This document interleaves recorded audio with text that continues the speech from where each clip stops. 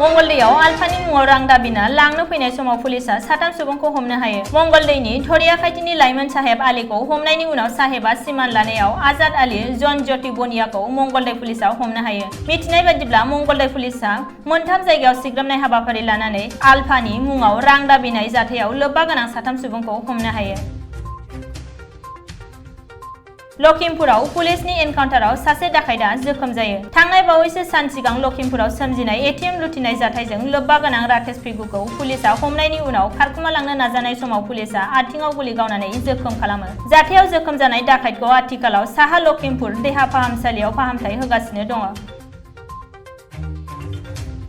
श्रीरामपुरनि जेकबपुराव अन्थाइ बाला रोगाग्रा गंसे डाम्पार ट्राकआ सौख्रांहैनायाव सासे आइजोआ जायगायावनो जिउ गोमायो। मिथिनाय बायदिब्ला कचबिहार जिल्लानि बक्सिरहाट थानानि फुलिमारी गामिनि थागिबि सफिया बिबिया गावनि फिसाज्लाजों फाहामथायनि थाखाय श्रीरामपुरनि गंसे देहा फाहामसालि खाथियाव थांदोंमोन। मिरु सरकारा दिनै थाम खनायारि कार्बि गोजोन गोरोबथाखौ मिरु नखर मन्त्रि अमित शाह, आसामनि गिबि मन्त्रि हिमन्त बिश्व शर्मा आरो कार्बि बिग्रायारि हान्जानि थान्दैफोरनि नुजाथिनायाव गोदान दिल्लीयाव खानो थाग थियारि खालामदों। दिनै नखर बिफाननि मावख'आव बेलासिनि 4 रिंगासो समाव बे कार्बि गोजोन गोरोबथायाव मुंसाइ होगोन।